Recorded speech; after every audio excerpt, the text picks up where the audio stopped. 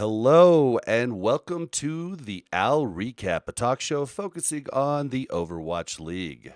I am BlazzinBob, and today I have two very special guests. First off, we have Totemly Drunk, or as he's been calling himself recently, Glenn Totemly Drunk Smitty. He runs a lot of different podcasts. Welcome to the show, Totem. Why don't you give a little background about yourself? Well, I don't want to take up all night, Bob, because we It keep could be. expanding the Owl Network time and time again. But anyways, I am totally drunk, and I do pretty much everything behind the scenes for Overwatch League Network, which is our Overwatch podcast network.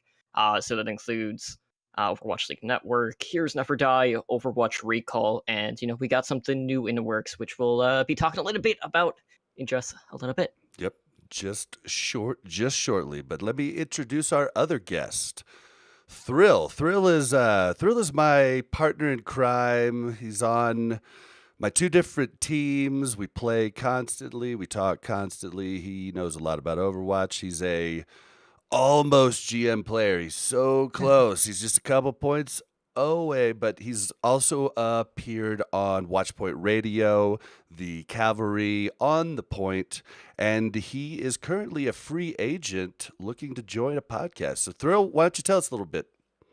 Yeah, so Bob covered most of it, but I'm basically an Overwatcher. I love the game. I've loved it since launch and since the beta, and I've been along for the ride, the ups and downs, and I'm looking forward to the future in Overwatch, including my own. Awesome. All right. So we always start the show by thanking our two Patreon recap producers, Shazir and Thrill. Thank you very much. Thrill is one of What's them. up? Yep. And no new Patreons this week. Remember, we're doing the $20 gift card giveaway after week one of the Overwatch League Season 2. So jump in while it's hot. $1 could possibly win you 20. All right, so real quick before we jump into the new show, I did want to mention, because we forgot to mention it last week, because Monte Cristo and Susie Kim make me very nervous, and I'm a big fan, and they're awesome. So I forgot to say it, but 2 weeks ago, we told you about the Watchers Brawl. It's on twitch.tv/The Watchers OW. It's just a tournament open to anyone, and me and the podcasters six stack joined it. Thrills, one of our teammates.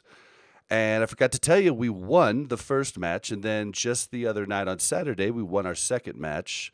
So we will be in our next match on January 25th. It's Friday, this coming Friday at 8 p.m. So you should definitely tune into that. Twitch.tv/The Watchers OW. Tonight, we're going to be talking about news, a new show. We're going to be taking some listener questions that were really good from Discord listener Hirad C.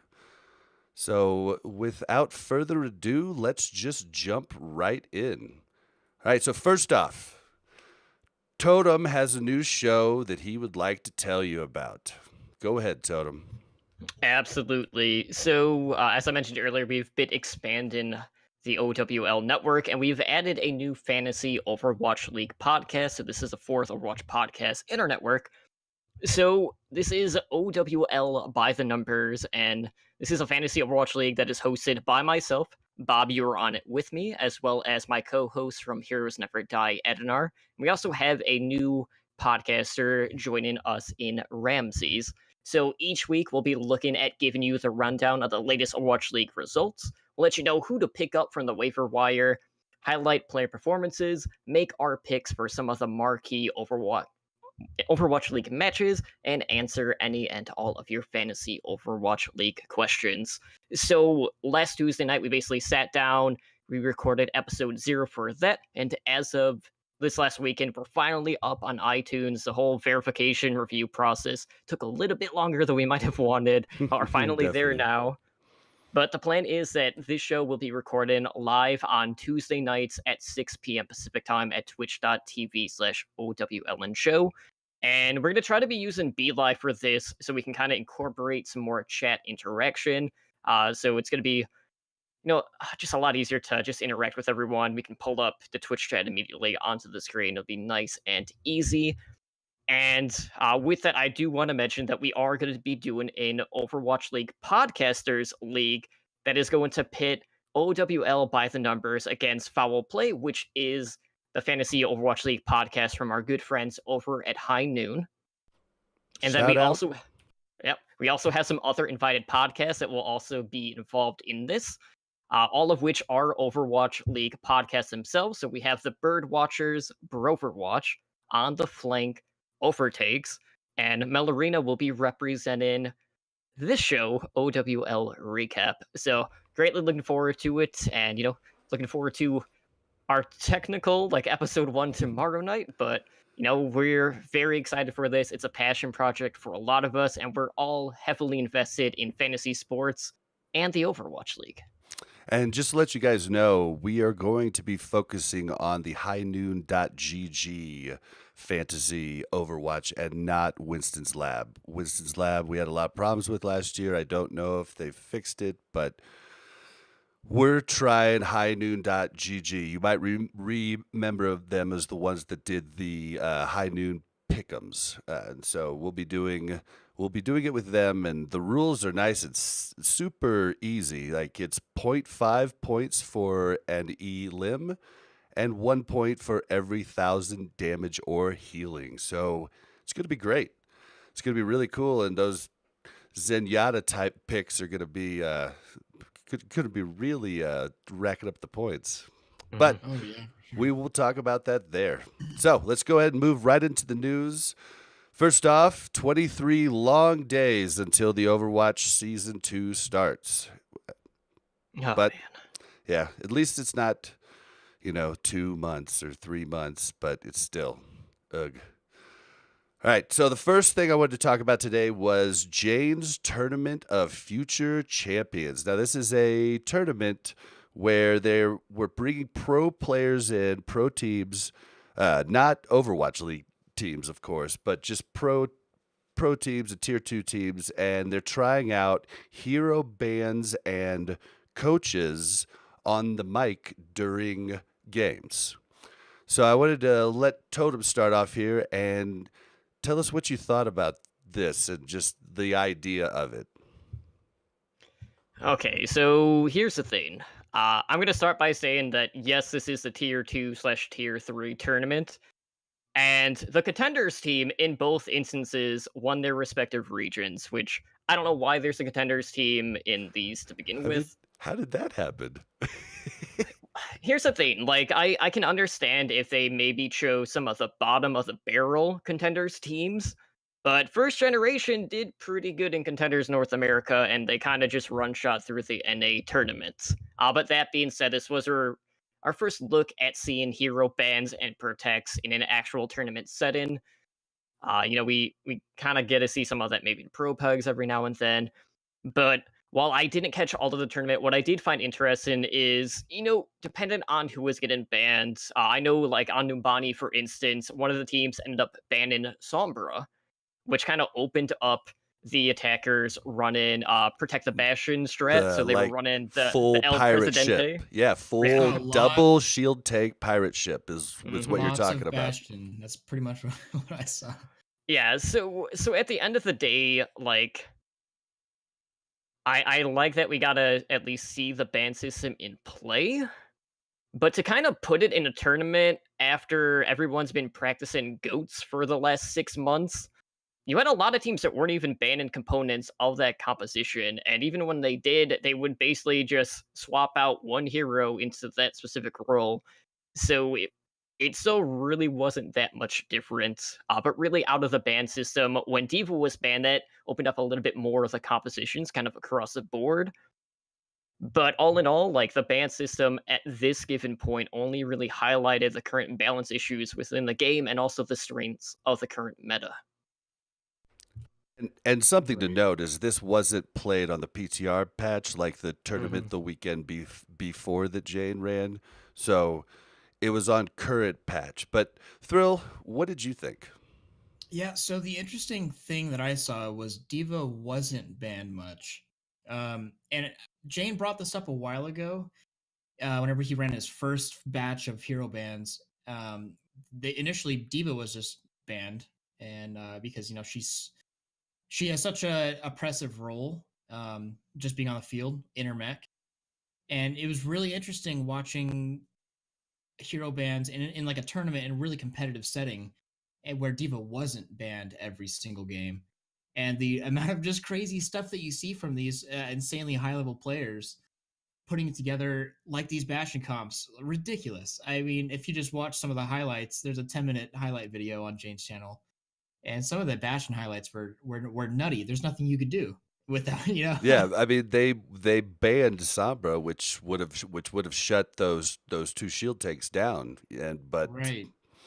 Sombra wasn't there, and there was no other counter to it, and so they did switch off of the Bastion comp quite a bit when they would get Yes. stalled on cart, but they did run it like quite a bit, and it was very like the Rhine, the Orisa could stay on cart with the Bastion, and the Rhine could move up and take command of the corner. It was interesting to watch, at least. And Yeah, and another interesting thing too was the amount of big plays made off of diva bombs. Really grab diva bombs. oh my gosh, yeah, It some was like nutty. 5 and 6Ks. It was crazy.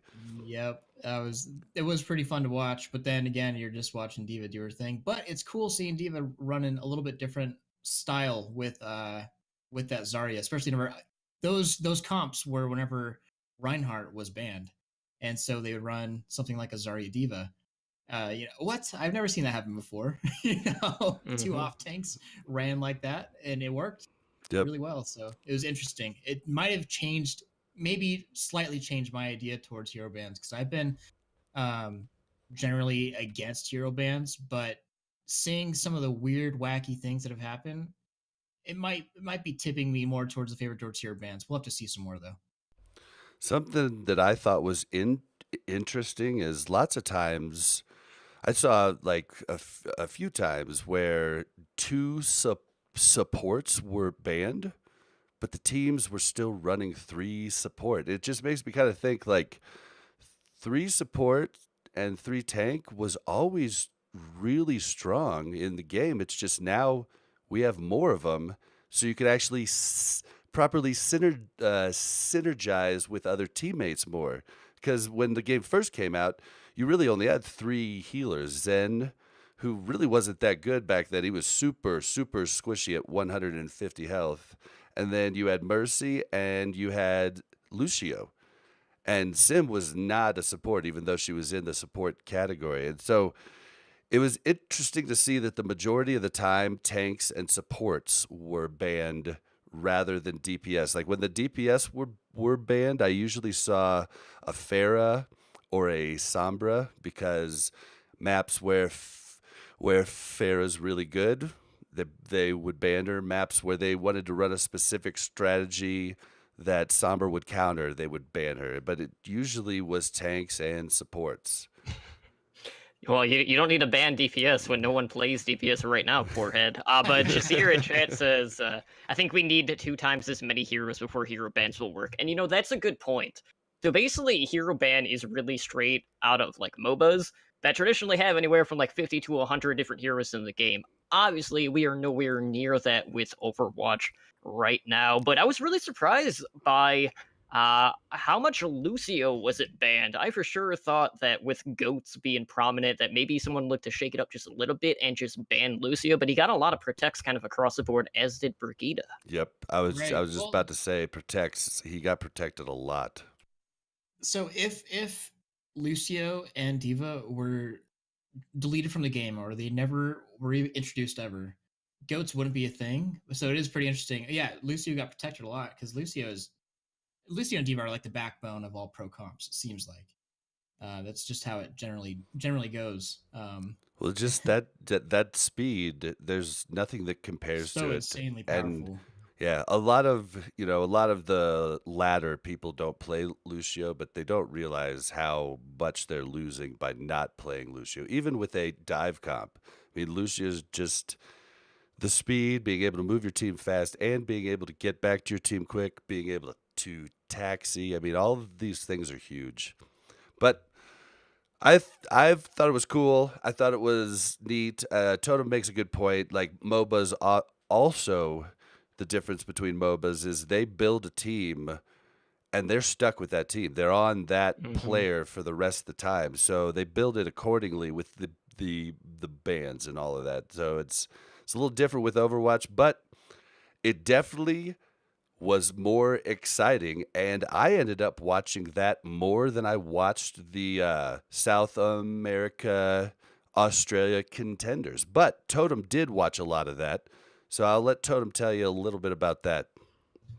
Yeah, I'm not going to really deep dive into analysis just because, we normally don't cover these regions on this podcast, but I will let you know who won and give you a little bit of the background about some upcoming stuff for the Path to Pro.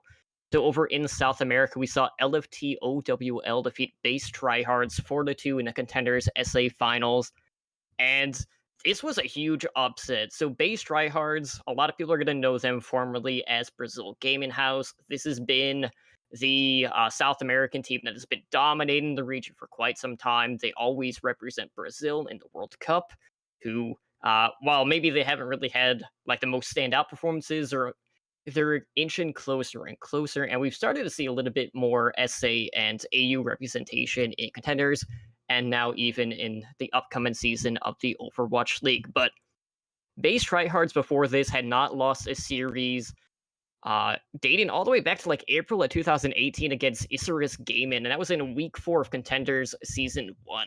So it had been quite some time since they had lost. So this is a changing of the guard moment, really, for South America, and it's going to be interesting to see how Base Tryhards are going to adjust, because they've really had their grasp on this region in particular for really like a couple of years now. So I'm really anxious to see how they're going to be able to bounce back. But LFT OWL were the stronger GOATS team, and lo and behold, they came out on top. Awesome. So and go ahead. Sorry, I didn't mean to cut you off. You go ahead and finish, and I'll follow up after. Oh, I was just going to say that it basically denied Base Tryhards getting the three-peat. Awesome. And where can they go to get more in-depth coverage on these particular contender matches, Totem? Okay, so lately, especially this year, Broadcast.gg has been expanding their coverage across the globe. So I know they've been doing a lot of stuff with South America. They've been doing it for China. AU still has pretty good representation with that. And a lot of the times, you can either just go onto their Twitch page, or even the main Overwatch Contenders Twitch channel is also hosting from Broadcast.gg as well. But if you go on their YouTube, you can find pretty much all of the VODs on there, nicely laid out per region. Definitely something to check out. And, can't say enough about Broadcast.gg really just expanding coverage, not only in Tier 2, but also Tier 3, because they have been doing open division stuff as well. Well, and I'm sure my boy Mushu Beef will love the plug, but I was giving you a chance to plug your podcast that's going to talk about it later this week. I mean, that too, but yes, on Wednesday on Heroes Never Die, we'll be deep diving into both grand finals for South America and Australia. And I have to say, like, Australia, not really surprised with the results. Sydney Drop Bears completed their back-to-back-to-back championship win by defeating Order 4-1 in the Contenders AU finals. And what's great about this is, well, one, they're the second team to actually three-peat. Fusion University out of North America were the first to do that. But now we're going to be getting an opportunity to see these top contenders out of some of these lesser represented regions competing in inter-regional events in 2019. So this is going to be amazing. We're going to be getting showdown matches, which are going to have like a double elimination bracket. And then, depending on how you do in the showdown matches, you'll be earning a spot to compete in the Contenders Gauntlet event later in the year. So basically what they're doing is they are splitting these showdown events into 2 divisions. You have the Atlantic Division, and then you have the Pacific Division. And these showdown events will be taking place during the mid-year break for the Overwatch League. So you have the Pacific, which is going to be near the end of May, May 24th through the 26th, and this will be taking place in China. You'll have teams from Australia, China, Korea, and the Pacific. So, of course, with the bigger regions, China and Korea, both of those regions will have 2 teams represented their respective regions. Australia will have 1, as will the Pacific. And then the Atlantic side, that will be May 31st through June 2nd. They haven't announced where this one's going to be. It's either going to be in Europe or North America, but you'll have 2 teams from Europe, 3 teams out of North America, and 1 team out of South America. So the big thing here is there's been a growing concern about LAN events for the Path to Pro scene. We had a lot of online finals outside of Contenders Korea, and for a region like Australia, like South America, that never really get to see LAN all that often, this is an absolutely monster opportunity for them to showcase what they have.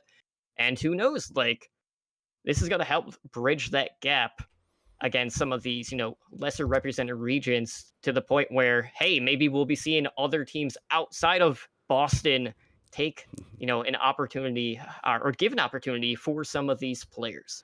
Well, and it's going to help get players practice for World Cup showings. I mean, poor Zachary had to live through the World Cup for Team USA, and it was his second LAN event ever. And LAN is very different, very different. Like, Widow didn't even get as much play until Overwatch League was running LAN 4 days a week, and that's because it makes more sense now.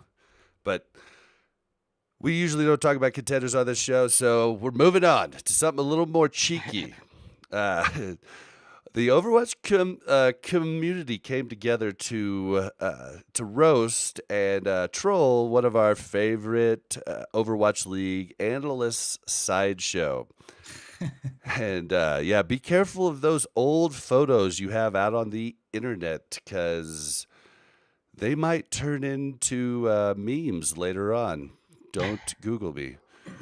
But Right. leave us out of Reddit. We don't need those. I just love this spot where he's sitting by the water and there's the wood pike behind him, and was this taken after you helped Mr. Frodo through the ring in a Mountain Dew? I mean, oh my god, it's just hilarious. He just looks Monte like a Cristo hobbit roasted him. Yeah, Monty roasted him hard. absolutely hilarious. Oh, Yeah, man. and I had to say, out of everything that's come out of the 10-year challenge, it's been a wildfire throughout social media. This has by far been my favorite thing. And really what set it off was the fact that Sideshow was basically going out of his way to tweet out, hey, this is not going to be my new online persona. And that was the biggest mistake that he possibly could have made in that situation, because I know Kick Tripod for Technical Crouch basically used it as like the episode header. Oh, it's great. It was fantastic. Yeah, and if you haven't checked out Tactical Crouch, they're really good. They have Yiska and Volumel on the show along with Kick Tripod, and I enjoy watching it live because Volumel and Yiska just go at each other, and it's good stuff, man. It's good stuff. So, Bob, I have to ask you, do you feel like this picture of Sideshow is more flattering as opposed to maybe getting, like, mistaken for Bren? Because Sideshow has that issue, too. Yeah, I don't know. I mean, it's actually a pretty good professional pick. I'm guessing it was something taken professionally for something he did in his young career, possibly. But I don't know. I'll ask him when I'm out there February 14th and see what he has to say. It's not a bad picture by any means. It's just very, very memeable. Oh, yeah. Especially whenever you have a following. Well, what I would have loved to see that hasn't happened yet is just like what happened with the Baby Bay challenge, where everybody does a photo just like it and puts it out there. You know what I mean? Like, that was so much fun to see all of my different podcaster buddies doing the whole Baby Bay thing. I mean, it was great. So I would love to see that start, but I'm not starting it. I'll do it if everybody starts it, but I'm not starting it. All right. Well, so a bit of small news. Uber actually pointed this out in a tweet like a month and a half or 2 months ago. Did you notice that Philadelphia has changed their color patterns, and they have basically changed their main color to black and their side color to orange. So the jerseys are no longer orange and black arm. They are now black with the orange arm. And they look really good. They also changed the logo on the front. They're using just the Fusion name logo instead of I don't even know what that is. The squiggly lines that they had before. Like it's for an atom or something, maybe. Yes. But yeah, so they look really, really good. Did you guys want to comment on that at all? I just thought I'd throw it in because I have one of the old jerseys. Yeah. So I mean, in traditional sports and stuff, I always enjoy the jersey mix-ups or whenever they change jerseys, especially in like college football, for example. I love whenever they change jersey styles. Poor Alabama, man, they've had the same jerseys since like 1940. But so I'm totally for people changing up their color schemes. Of course, it's the same color scheme, but it's different.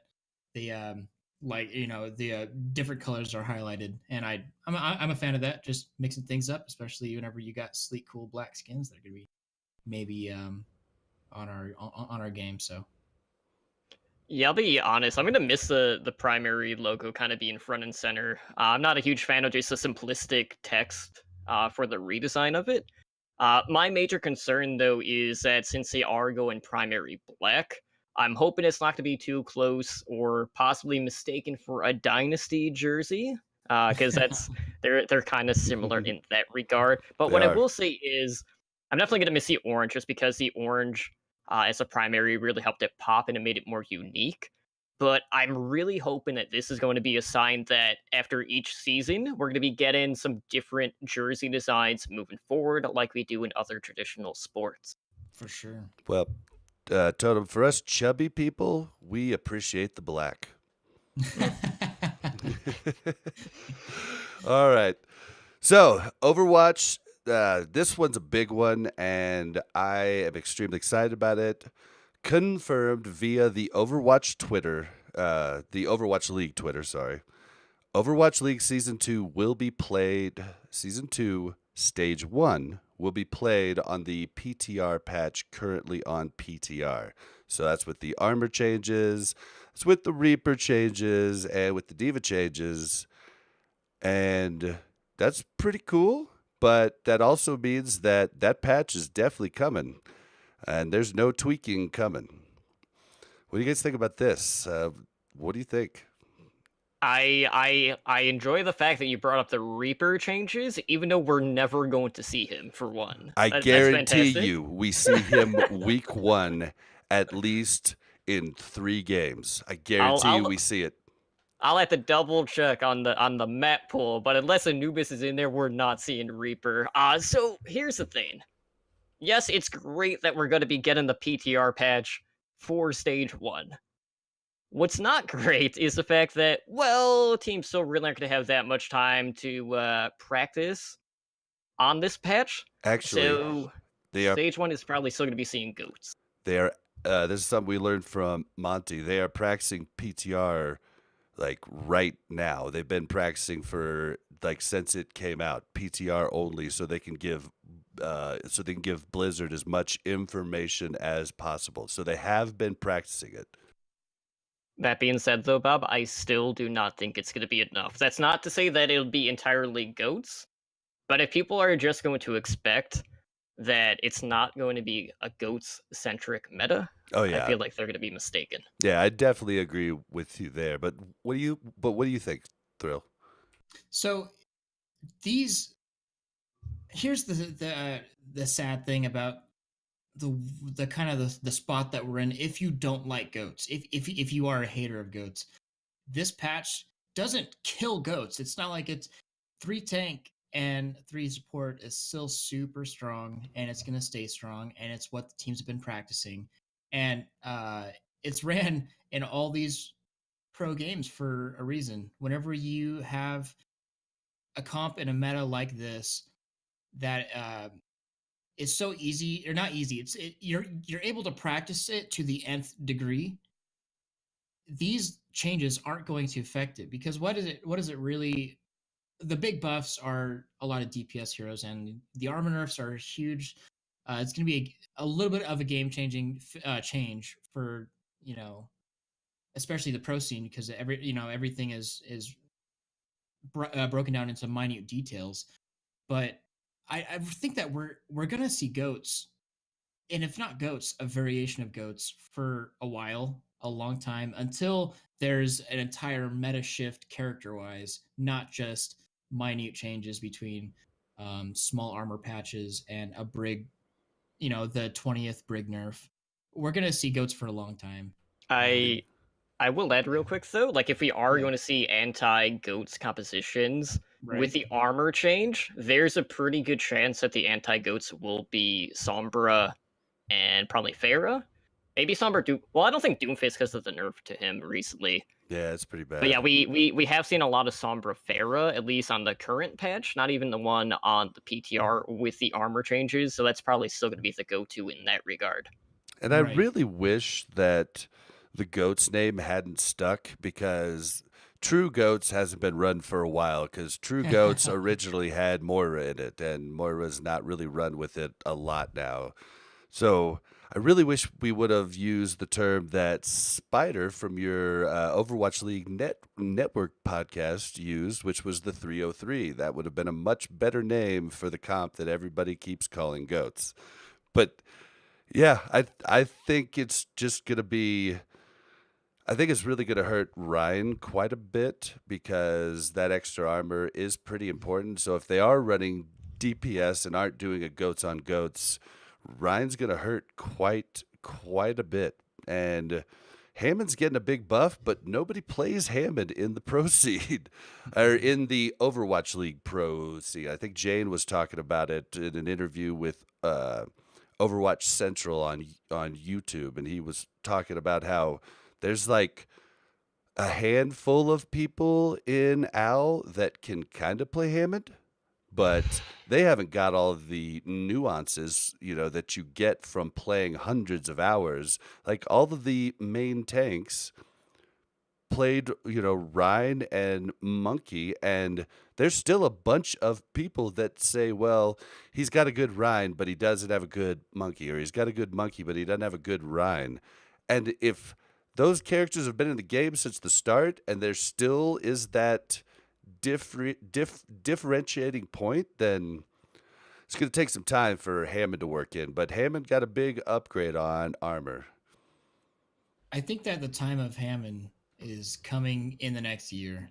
We're gonna see some ridiculously different comps with Hammond. That's just my prediction. Ever since he came out and his kit was revealed, and you see some of his playstyle, I feel like we're gonna see something. But stun meta is still there. It's hard to say that Hammond's gonna have a really big spot whenever there's so much stun in the game. Yeah, I mean, it might if we do see Hammond be with the Hammond Widowmaker to do the pile drive into the headshot combo. I mean, that's really like the only way that I can kind of see him right now, because we really don't see a ton of like triple dive tank compositions. Oh, and so I'm going to cut this from the audio version, but a little thing for the Twitch chat is I forgot to do the nameplates. Sorry about that, guys. I've got who are you? Mel Overwatch's Totem, and who? See, I already responded to that. All I have to do is shift my Twitter persona to anti-outlaws to pro outlaws, and I'll be set. Oh man, I So am we'll so be sorry. good. Yeah, in my defense, I did have to remake all of our windows, because I got a new 32-inch monitor, so everything I had set up before that captured the video was all broken. So I had to set that up before the show, and then totally blanked on the nameplates. Sorry about that, chat. Am I Mel or I play? I You're think neither. I think you're the Oh, dude. nobody? You're the dude abides, because it was the last time that we had 3 people on the show. Oh, okay, yeah, that makes sense. So I usually change it in pre-show, but this week I had to do the notes and everything because Mel wasn't here, and yeah, it's a Yeah, lot of blame Mel. We'll We'll stuff. go with that. Yeah, Mel, thanks a lot. All right. Jeez. But did you guys have anything else you wanted to add about the PTR coming out? Like anything about Reaper? I don't know what like Totem gave us his thoughts on Reaper. What about you, Thrill? I, there's so many better picks for pro players. That's the only problem. It's not saying that Reaper is so bad that he can't do anything. Just there are so many better picks that could do more things more consistently.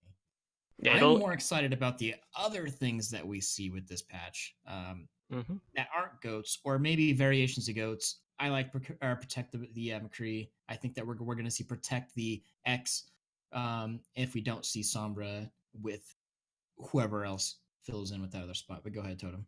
I was just gonna say, like, when it comes to Reaper, I imagine it's gonna kind of go back to what it was prior, where, when it comes to like Temple of Anubis Point B, you'll probably see a pretty big surge in regards to his pick rate. But outside of that, just because you're not able to kind of like close that distance, you're just not going to be seeing him a lot, regardless of whatever lifesteal changes they added to him. But say somebody runs standard goats. If you were going to try to run a Reaper into standard goats with your goats subbing one person, who would you sub out for the Reaper? Brig. Maybe not. No. Well, maybe Brig. Yeah, maybe with the armor because nerfs. because With the armor Brig nerfs. could like peel for your backline. Now Reaper Right. could do that job too. Yeah, the only reason why I went back on that is because I was thinking about pre-shield bash nerf Brig, and you can't substitute that Brig. But the Brig is so big in getting that shield down. But Reaper could do it too. So I would say Brig on my first thought, but her armor packs are still vital to keeping really just keeping the Reinhardt up. So I maybe Brig. It's possible someone like the Zarya. I don't Well, know. I don't know. We always see the diva getting subbed out in these We do. situations. We see We that do for see it so much. McCree. That's actually what we do personally on our team, is we sub out the diva. For But for a McCree though, yes, not for a right, Reaper. right. But But he is a similar idea of what we're trying to accomplish with that. what I was thinking though is if you're going straight into a standard goats, maybe you sub the Rhine and you just capitalize everything on keeping that Reaper up. And with his life steal along with the 3 supports and Zarya bubbling him, that could be scary. I mean, I've got to say, unless you specifically, I don't know, that Rhine would have so much. Imagine playing game against with no Rhine with no shield, and you're just well, getting, especially you with could the just goats type do thing. like you did, in our Right. tournament game 1 where you blocked a shatter on your team by getting in front of them and bubbling just you, and it Right. saved Kinder. No, but I mean It's that's very not really real. That's not really realistic. But That I is just thought, realistic, though. If you specifically practice those scenarios, that is realistic. But man, you'd have to run that composition so flawlessly. I don't know. With some of the skill of these teams and players, I don't know if that's yeah, I don't think I yeah. don't think it would work either. I just wanted to get you guys' thoughts. But all right, well, let's just go ahead and move on. The Florida Mayhem gets a new coach. They let go of their coach Ryder and bring in a new coach. Oh, what's his name? I just Marvin blanking on Promise his Schroeder. name. Promise. Promise. Yeah. Okay. So this seemed, I mean, it seemed pretty like the Mayhem. The only thing that was weird about this is it happened so late instead of happening months prior to now. Like, I like, mean, honestly, Bob, I wouldn't even say that's the weirdest thing about this. well, you have the floor, Totem. Tell us what the weird thing is. Okay. So, first of all, Mayhem's organization, top to bottom, is just a complete mess. And I'm talking from Overwatch League all the way down to Path to Pro. The weird thing to me is the PR about Florida Mayhem. Yes, the timing of this is very suspect, within a month of when the Overwatch League Season 2 gets underway. But basically, we've all seen the changes that the Mayhem made.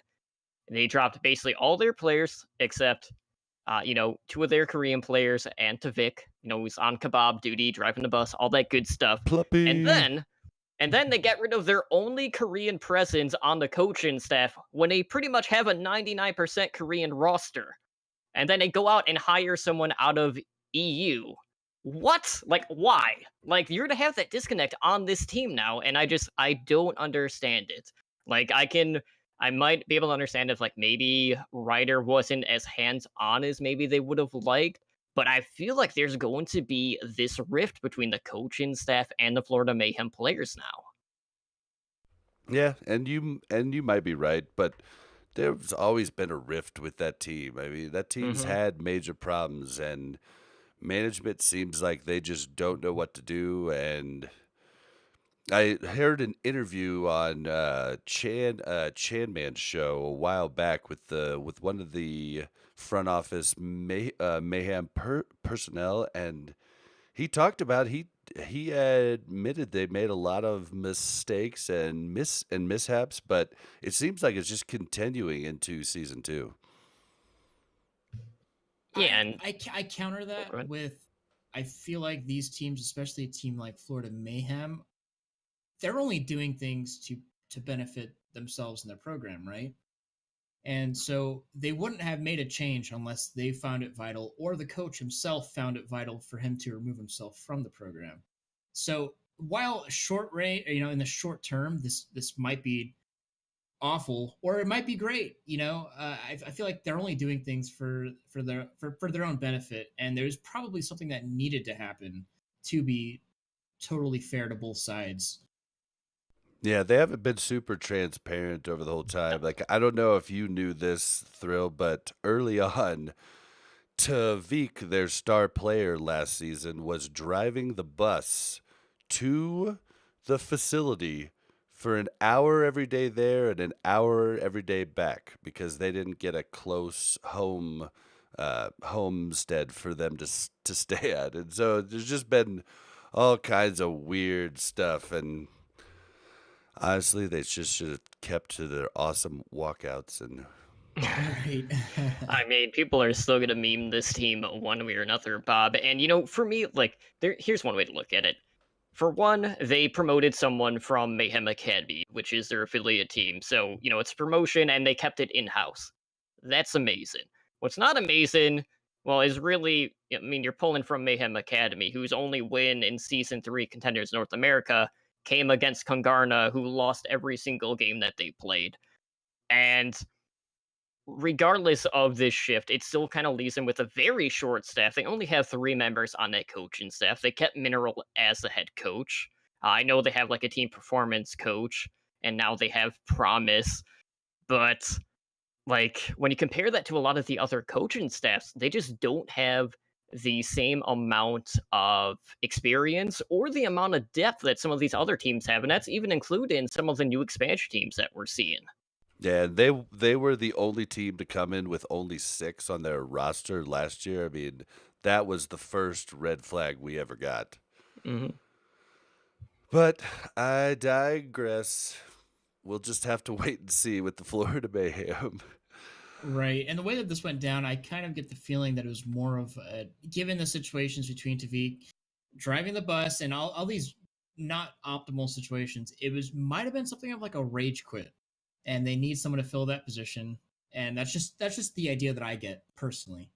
But I could be taking the situation differently than what it actually is. That's just my personal opinion.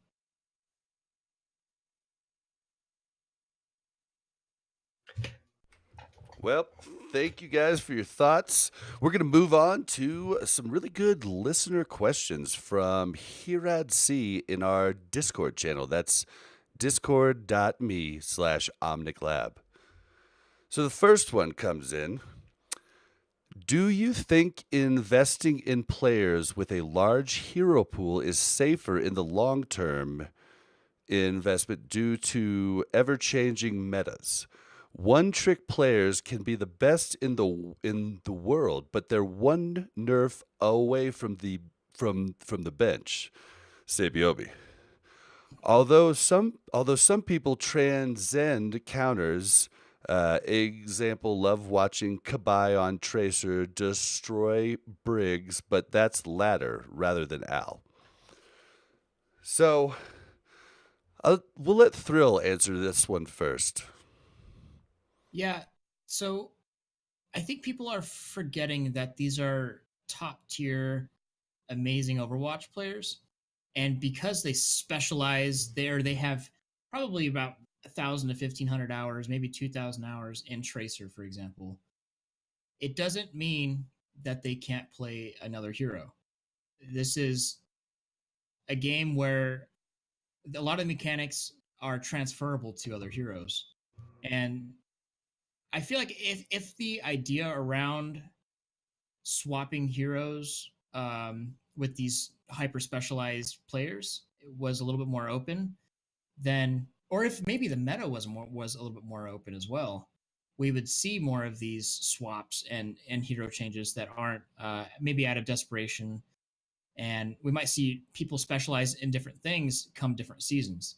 So I don't think it's a detriment to invest in players that are quote unquote one tricks, because they've proven themselves that they have incredible game sense, they have incredible mechanics.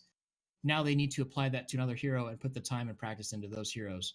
And I don't think that's something that I think it's more of a detriment investing in players that aren't as good and specialized. But that's Well, we did see, Soon from your Right. Valiant team last year, he did transition to the Widow, and he definitely wasn't as good to start, but he definitely Right. did get good. But Totem, let's hear your thoughts. Well, for starters, Bob, Sabiobi a one trick. Come on. He plays Widowmaker. The only reason you don't didn't see play it SVP well. on Widow It's is because they have of Pine and he's Libero and better. Pine. Yeah, like why He's not why a do one it? trick by definition alone. Regardless, He from what we saw in season 1, he's a one trick in season 1. yeah, but It's that's a only fact. because of the other 3 people on the roster that can actually play true. Widowmaker. True, But true, he's true. by definition, he is not a one trick. That being said, though, I mean, how many Overwatch League players are actually one tricks? I mean, off the top of my head, there's only one name that comes to mind, and it's Jake. I mean, Jake is really the only one who's really good at one hero. Everyone knows what it is. He was Because pretty good everyone at uses it. Soldier prior to that, but Soldier just wasn't in the meta. That's another argument to be made. But one way or another, we're right now in a situation where, as a pro player, people are not specializing in just one hero. There might be specializations in regards to their role, like you could see hit scan specialists, or projectile, but you're not basically seeing someone come in and only playing one hero time and time again. And the thing is, like as Throw mentioned, a lot of these heroes do flex over nicely to some other roles. Like a lot of the Tracer players also play Widowmaker or Zarya. We've seen, I mean, let's be honest, we know what the meta is right now. Pretty much any DPS can flex over to Zarya or play Brigida. So that's the thing. But I one trick is not something that we see at the pro level. There are going to be moments where you can play a certain hero until someone finds an answer, and I'll give you a good example of that currently. So let's look at Contenders Korea, for example. Element Mystic Sparkle, who is a prodigy DPS player. They were doing Doomfist pre-nerf, and it just completely shattered a lot of the GOATS compositions that we saw. Come to the grand finals, Runaway found an answer for it, running GOATs themselves, and they just completely isolated him, and then Element Mystic fell apart. So you can't just rely on one thing. But that being said, in this day and age, one tricks just aren't a thing at that level. But like if we're talking grinding the ladder, there's definitely an argument to be said about just sticking to one hero and sticking it out, because you can still climb that way. Yeah, and I mean, I would tend to agree with you on the one trick thing. Like, the only one tricks we really saw in season 1 if you're just talking about people who were only playing one thing, it was the tracer specialists. And Yeah. Right. that was because she was needed in the game and absolutely necessary every comp. And so we saw them, and they had been just practicing Tracer. And Thrills talked about it many times. If you don't practice another character, you fall out of practice. And so, therefore, yes, they can learn other characters. When they first start, though, even if they're a pro player, they're still probably only going to be top 500 at that character they're not used to. And top 500 is really good, but the Overwatch League players are really good. I mean, many of them don't even play on the ladder. So it's just like, yeah, I feel this is my thing. I've often called EQO the best player in Overwatch League, and that's because of his big hero pool. EQO can swap to so many heroes and play at that owl level just instantaneously. I mean, it's nuts. I mean, even the dude's Soldier when it comes out is amazing, and that was Soldier wasn't even in the meta. So I definitely think that the bigger the hero pool, the better. Well, the thing about that too, Bob, is we do have a lot of players that have flexibility options in their hero pool. But you have, EQO is a great example. He is exceptional at a lot of different roles, as is someone like Prophet or Birdrine. But then you also have a player like Tavik, who is one of the OGs that can flex to a lot of different heroes, but he's not top 10 at really any character that he plays. So the fluctuation between the actual player skill just it it's so astronomical between players depending on what team they are and in some cases like what heroes are actually in that pool to begin with. And like, do they play an aggressive style this comp? Do they play a defensive style? Hmm. So much depends on your tanks, your supports.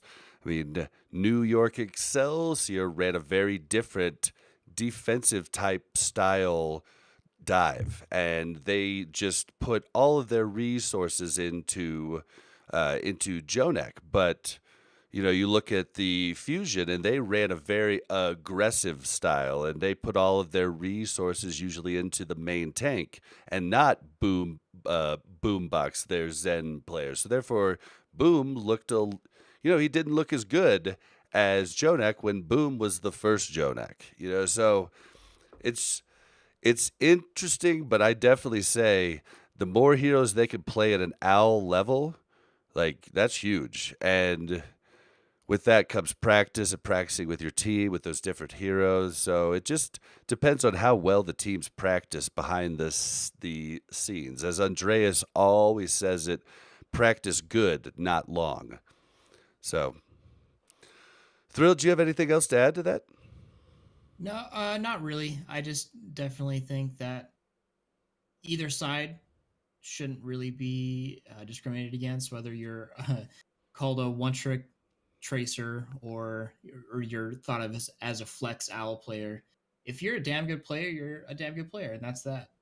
I think that's what you should be looking at more than okay, well, this dude only plays tracer. Oh, so what you're saying is so there's three different things. There's mechanics, game sense, and positioning. Are you saying that you would rather have positioning and game sense as their number one attributes over mechanics? Depends on your role. If you are specifically a main tank or some off tanks, I would rather you be a 900 IQ player because like Winston for I example, like that. mechanics isn't exactly a situation. But if you are a DPS player or some of the healers, almost all the healers now, if you're playing, yeah, almost all the healers, I would rather you be super strong in mechanics and probably game sense. But of course, all these guys are super insane at positioning, game sense, and mechanics. That's how they get at their level. Yeah. But yeah, it depends on your role that you're trying to go for. We don't see many straight flex with that straight flex out players that go for a main tank to off tank to healer to DPS, just because you just don't see that. How could you be that proficient at that many heroes? I'm not saying it can't be done, but I just say don't shy away from either side. If somebody's a one trick tracer, he's gonna have good positioning, he's gonna have good mechanics, and he's gonna have good game sense. You could apply that to other things. Same thing if you're an incredible flex player. Okay. So that's where I'm in there. All right, Totem, do you have any last thoughts? No, I think I pretty much said my piece there. All right. So, here at C for the Discord had some great questions. And so here's another one that he came up with. What do you think is more important as a coach, to win no matter what, or to try and innovate and push boundaries, i.e., play safe with goats or experiment with counters? I feel like even if teams lose, if they are trying new things, it's more interesting from the viewer's perspective. So we'll go ahead and let Totem start this one. Oh, this one is tough because there are pros and cons to either path that you choose. So let's say, you're going to be, straight to the point. We're going to run what the strongest lane is at any given time. You talk straight dive, goats, compositions, whatever. And, you're just trying to put yourself in the best position to win. Sometimes it works out, and sometimes, other teams are just going to play it better than you, and you have to try to adapt.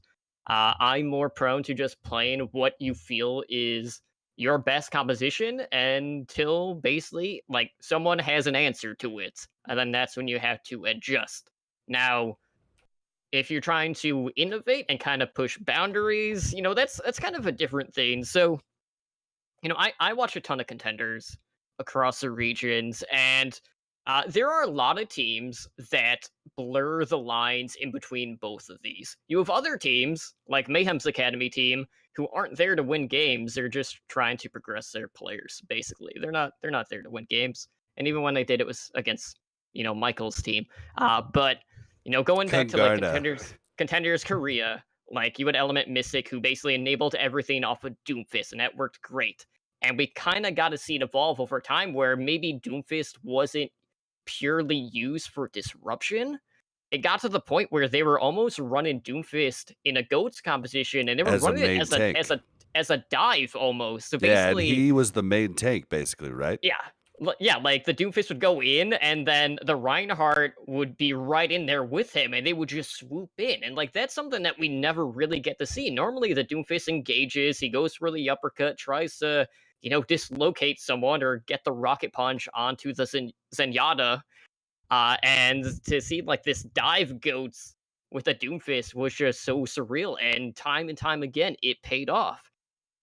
And then you kind of like look at the other side, more towards innovation, and you look at a team like Fusion University in North America, who they were the most dominant team at the GOATS composition, and then they knew basically at any given point they can be like, hey, we can take control of this situation, just playing what we're good at, and then we could also kind of enforce our will by playing something unexpected. So basically what we saw was these like bunker type compositions where they would run Symmetra, where they would run Bastion on like Hanamura point B, and they would just teleport on the high ground until you found an answer for it. And sometimes that would mean that would force the enemy team to get off of goats, so maybe run like an Ana Genji to get that nanoblade to try to dislodge him off the high ground. But you with other teams who always try to do like these one-off strats.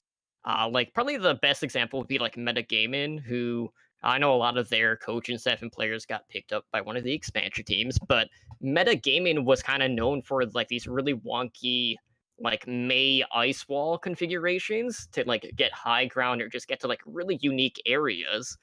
And that didn't always necessarily translate to results in tournaments. So there's a very fine line between innovation and it actually producing results. So at the end of the day, yes, you're looking to win, but I don't think it necessarily always has to be off of the back of innovation. Overwatch right now, more times than not, is either going to come down to straight mirror compositions or you being able to react and adapt to what the opposition is throwing at you. And the teams that can just counter the counters pretty much every time is going to come out ahead. Yeah, yeah. Thrill. What about you? Yeah. So like Overwatch League, we could talk about contenders, but not really because the whole idea of contenders is that they are path to pro teams. The team doesn't go pro; it's the players, and so that's just I'm setting Well, that as a some baseline. contenders Some teams no did go some pro. I'm talking about now. They're not going to bring an entire team into pro unless many people retire or a lot of teams are brought back in. The point of path to pro teams right now is to bring in individual players because Yeah, I you would can't say that's 90% of it. Yeah. yeah, back whenever before season 1 it was a totally different situation, but we're talking about now. And so that's just the baseline. But so it's fine if they mess around a little bit there because winning is obviously the goal. It's always the goal. Overwatch League is different though. You are getting these coaches and these players are getting paid by their organizations to win games. And so they're going to do whatever it is in their power, no matter what the meta is, no matter what their own personal situation is to win games. This is not the WWE, where things are fixed and people are brought up ladders to or boxing where people are brought into up ladders just to have big games and whatever. Everybody is trying to win no matter what the cost. And so I think You we're play going to to see a lot of win teams. the game. You Yes. play to win the game. Sorry, Herm Edwards. There's going to be a lot of teams playing safe with goats, but we are certainly going to see a lot of experimentation. And I mentioned on that a little bit earlier, but that's what I'm excited about is the weird experimentation because someone's going to break goats, like how goats came about by the greatest of all time team. That some comp is going to come out at some point in time and it's going to just shatter goats and break goats and it's going to be an easy well why don't we think of that before or well now this hero is introduced and now goats is gone. And so I think that something's going to come about this season and through experimentation, but it's not going to be they're just experimenting throwing out random comps. This is very deliberate, thoughtful experimentation with compositions and what you can do within the realms of Overwatch against goats and against teams. And it's a really good spot for Overwatch right now, I think, because the floor is open for a new composition out there. So Yeah, and so going back, like, I think that you're going to see a lot of non-innovation in the Overwatch League. I think if you want to see innovation, Contenders is going to be where it's at because specifically coaches are trying to make a name for themselves. And yeah, I'm really interested to see what Arrow and Jayne do with the Dallas Fuel this year. And if Arrow is as ballsy as he was in stage 4 of Overwatch League season 1, because they ran a different comp than everybody, or yeah, stage 4 season 1. They ran a different comp than everybody else. They ran more Brigitte than anybody else in the entire league by a big chunk. Mhm. And it was really successful, but the rest of the teams just took the easy way, and I'm interested to see if they actually keep that going, and I'm interested to see the new coaches coming in, and if they do try something ballsy. I think for the teams that are lower, the new teams, I think they have much less to lose by going ahead and trying the ballsy thing, stage 1, because they could get into the limelight because of it. The other teams, they have to answer to their fans. New York Excelsior, like if they're not, the coach is going to come under a lot more ridicule if they do something wrong. So it's going to be really interesting. And what I hope is we do see innovation. But I see the majority of the teams taking the easy way and just going with what everybody else is doing. And I think next year we will see a lot of different innovation because people will be in different locations. Like right now, I assume that it's got to be impossible to keep your team strats from getting to other teams because you guys are literally practicing right next to each other and the rooms are kind of thin walls. So I've been in them and like you can literally hear the other team practicing on the other side. So I guarantee you there are some coaches sitting there with a glass cup up against the wall listening. I guarantee you. I mean, espionage is huge right now with them all in the same location. And we've seen that time and time again with them coming out with the same strategies the same week. And so I think we'll see a lot more innovation next year, is what I Just think. don't accidentally upload your scrim VODs, whatever you do. Oh, I've got that saved. I've watched that a couple times. My boy DeFran killed it in And that scrib. and if you do, please upload to something better than 320p for all of our Right. sakes. And please don't monetize it if you do find it. Yeah, that too. Oh, man. That's another big thing. But to just kind of like wrap my final thoughts on the whole innovation thing, you have to remember too, like we have shorter stages as well, so that's another thing that will True, very kind true. of factor in as well. So if something is a bust, like you're that less likely to actually get a spot in those stage playoffs as opposed to if it goes your way, then hey, like you just better your chances there. So it's a double-edged sword.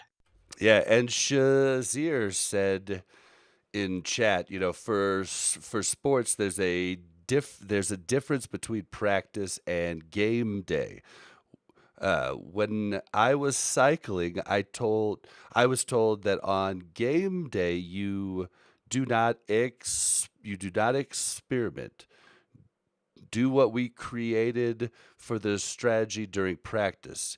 Experiments are for practice. So if we could see the scrims, we probably would see a lot of weird things tried. So your best bet on that is just hope that your team has a coach or an analyst that likes to talk about that on Twitter and stuff like that, because usually that doesn't get released. You might find out about it after the fact, but scrims are scrims, and they at least keep them quiet to us. I guarantee you, everybody in that facility knows what every other team's trying to do that week. Practice is where you see Reaper. Reaper, yeah. Yeah, they try him out for 2 rounds and then they wonder why they didn't switch to a better hero. We'll see him in 3 different maps. Stage 1, Totem. I'm taking the under. All right. So Thermogenic had a question about MVPs, but we're gonna wait because Mel's not here, and I'm gonna try and get iPlay's picks too for you for next week. So we will hit that on next week's episode. We're gonna start to wrap up, guys. Unless you have any closing thoughts.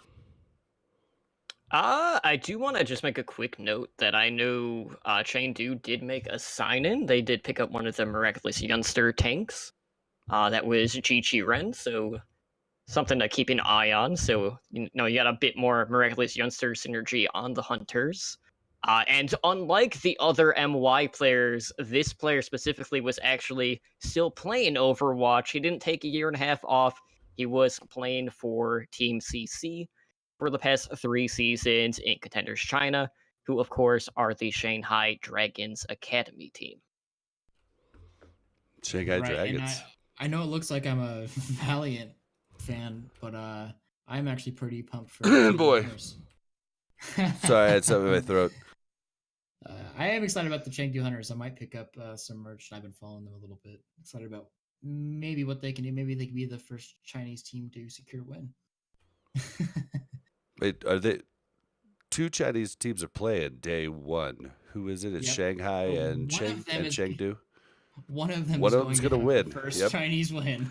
Yep. Was it Hangzhou? Like, I don't know. It's been a while since I've actually looked at it. Yeah, same. I'm not actually sure. It's Hangzhou Spark facing Shanghai Dragons. So that's when it's going to happen. One of them will come out the winner. All right, And everybody. It's a late game, too. Well, that's going to wrap up this week's episode. We encourage you to follow us on Twitter at AlRecap.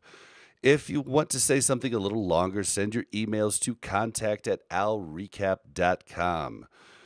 You can also find us squatting in the Omnic Lab Discord. You can join by simply typing discord.me/OmnicLab into your web browser of choice. I would recommend Chrome. But the Omnic Lab game night is going to be run. Oh, shoot. It's going to be run on the 1st of February. It's a little different. It's usually the last Friday in every month. But this weird month, it's going to be the 1st of February. So make sure to join the Discord so that you can be involved in that. Last month, we had 3 different rooms going. We had the try hard room, which was basically like masters and GMs. And so they went to their own room so they wouldn't ruin all of us other plebs gameplay down at the below, So there's definitely something for everyone. Everyone of every SR is welcome. Please come. Lastly, how can the listeners support the show? Well, you can support us for free by just listening. Thank you so much for all of you that listen every week. You could also tell your friends about the show. You could tweet at. You could put us on Reddit. I've tried to put us on Reddit, but they keep attacking me and saying I can't do it. So I should probably type more on there, but Reddit's hard, man. So if you could do that for us, we would love you. You could go one step further. You could leave us an iTunes review. All of the Overwatch podcast iTunes reviews have been quiet, man. Like, we haven't had one for a month. If you could please just give us a review there, it would be great. We read all 5-star reviews on the show. If you feel compelled to support us even further, give $1 or more at patreon.com/AlRecap. And remember, we're running the promo for the next 3 months. Every Patreon has a chance to win a $20 Blizzard. Why am I blanking on this? BattleNet gift card? Yeah. So you could use it on any. You don't have to use it on Overwatch. You could use it on Hearthstone. You could use it on WoW. Whatever you're into. But $1 gets you a chance to win 20. We don't have a lot of Patreons at the moment, so it's a good chance. All right. So Totem, where can we find you? Well, I'm primarily over on Twitter at TotallyDrunkCTR, and if you want to find any of our content, you can do so on YouTube, Overwatch League Network, or on Twitch at twitch.tv/OWLN show. Yeah. And Thrill, yeah. Tell us your stuff. You could find me on Twitter at _ThrillChill. I'm posting weird Overwatch stuff there all the time, and I usually post there whenever I'm about to stream. I stream occasionally at ThrillChill. It's at ThrillChill. Sorry, and my streaming schedule isn't super concrete, so I'll usually post on there if I'm about to go stream. And for any podcasters out there looking for a very talented, well-spoken podcaster just waiting to make his debut, you can contact Thrill. And I'm just saying, if I had a spot in one of mine, he would be my first choice. So jump on it, guys. Bob's calling me out. Anytime. That's what I'm hearing. There's a whole lot of podcasts out there. So, I mean, and lots of them don't have, Masters GM players on them. So it's a good grab to grab. And finally, you can find me on Twitter at Blazzin_Bob. That's BLAZZIN_BOB. Thank you, everyone, for listening, and we love you. Good night. All right, guys. We are still live, just heads up. Anybody in chat have any questions before we jump off? Oh, you guys can go ahead and stop your local recordings too. Will do. See when my mouse shows up on my TV, which it did. Okay, cool. All right. Sweet. Oh, and Thrill, if you could upload it, if you could export it as a wave, that would be helpful for me. Cool. You will sound a lot better if you give me a wave instead of a compressed MP3. All right, saving it real quick. Oh, Shazir, did you ever end up getting Sea of Thieves downloaded? Because I'm pretty sure I'm going to play Overwatch if we have our team together to practice for our game this Saturday or this Friday. But if not, I might just jump into Sea of Thieves with Death Below and sail the seven seas, me hearties. Yo ho. Oh, and Pendragon, thank you so much for the follow during the show. I don't know if you're still here or not, but we appreciate it. All right, should we raid somebody? Let's see who's on. We're gonna raid DeFran with 3 listeners. kind of a small turnout for Twitch today, but we went on. Oh, High Noon's on. We're gonna raid High Noon. It's understandable when we when we record. change the time. There we go. /raid High Noon. Oh, they're doing foul play right now. Podcast. Give them our love and thank you guys so much. And also tell them that we're going to destroy them in fantasy. Tell them Al by the numbers is going to whoop that ass.